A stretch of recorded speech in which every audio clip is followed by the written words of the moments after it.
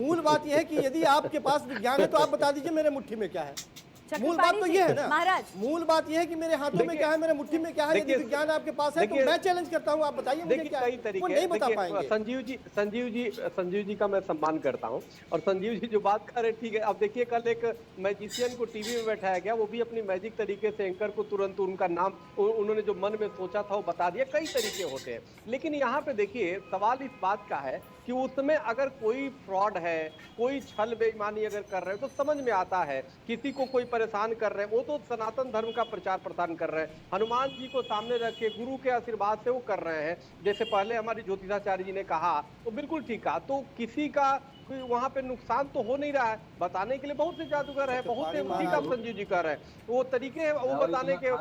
कल तो लाइव किसी एक सुहानी जी है, उन्होंने बड़ा तरीके से उन्होंने बताया एंकर को, तो पूरी दुनिया ने देखा। लेकिन चक्रपाणी महाराज सुहानी ने जो बताया, उन्होंने कहा कि mind reading is completely an art, वो एक आर्ट है। उन्होंने ये कहा कि चमत्कार से नहीं कहते।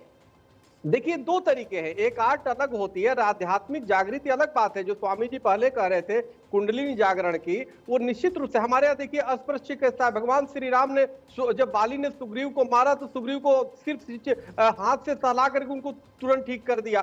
चिकित्सा अनेक प्रकार की चिकित्सा है, अनेक प्रकार की मंत्र है। मननत रायते मंत्र मनन करने से उसकी रक्षा करता है। तो इस बात को हमें समझना होगा। सनातन धर्म इसलिए टारगेट कर दिया, ये गलत है। चक्रपाणी महाराज जी, हमारे हनुमान जी आधे अधूरे काम को छोड़ते नहीं है, वो पूरा काम करते हैं। 40% इलाज करने वाले हमारे हनुमान जी नहीं है। कम से कम हनुमान जी की शक्तियों को ये 40% पर न लाया जाए तो ज्यादा बेहतर है। बहुत बुरा मैसेज जा रहा है लोगों के बीच में कि एक आदमी आता है और इस तरह का पाखंड रच रहा है और लोगों के ऊपर प्रभाव डाल रहा है। इससे सबसे ज्यादा यदि हानि है, सबसे ज्यादा कोई व्यथित है तो जो सच्चा सनातनी है, जो धर्म की रक्षा में हमेशा खड़ा होने वाला है, उसको परेशानी है। आहत हो रहा है क्या? पाखंड भी साबित कैसे हुआ कि पाखंड उनको कह सकते हैं संजीव जी? यही तो कहा जा रहा है ना, यही तो हम भी चाहते हैं, यही तो हम भी चाहते हैं कि उस जो श्याम मानव जी जो चैलेंज कर रहे हैं, हम ये क्यों मानना चाहते हैं कि आप हमारे अनुयायियों के बीच में, हमारे लाखों लोगों के बीच में आकर के हमें चैलेंज करें और यहाँ से जाने की भी स्थिति नहीं रहेगी आपकी।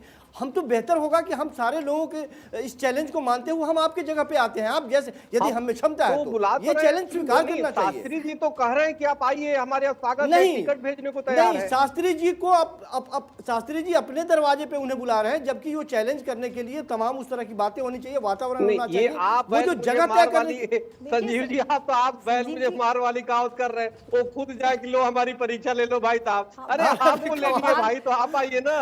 ये तो कोई संजीव जी आप तो विद्वान है, ये कोई शोभा थोड़े देता है कि वो खुद ही बात यहाँ आने जाने की नहीं है। बात सवाल आस्था पे खड़ा हो गया है, फिर किसी को भी आना जाना पड़े, क्योंकि प्रत्यक्ष को प्रमाण की जरूरत नहीं होती। लेकिन इस सनातन धर्म में जो धीरेन्द्र शास्त्री कर रहे हैं प्रमाण मान रहे हैं। शास्त्री जी शिखा जी दुनिया बहुत छोटी है। जब पूना में कार्यक्रम फिर लगेगा तो वही कर लेंगे। कोई या तो श्याम मानव जी कोई उनका कार्यक्रम आयोजित कर दे, मैं भी निवेदन कर देता हूँ शास्त्री। श्याम मानव जी कह रहे थे चक्रपाणी जी, आप उस समय हमारे साथ कनेक्टेड नहीं थे, उन्होंने कहा है कि एक पूरा दल बनाएंगे और फिर उनसे सवाल पूछेंगे और अगर धीरेन्द्र शास्त्री ने जवाब दे दिया तो उनके चरणों में गिरकर उनसे माफी मांगेंगे। बिल्कुल सत्संग का कार्यक्रम वहाँ करे, बढ़िया वहाँ पे राम कथा कराए, भागवत कराए। चलिए ठीक है, निवेदन करते बुलाए। ठीक है चक्रपाणी जी, बने रहिए आप। बिल्कुल सहमत हूँ चक्रपाणी जी से।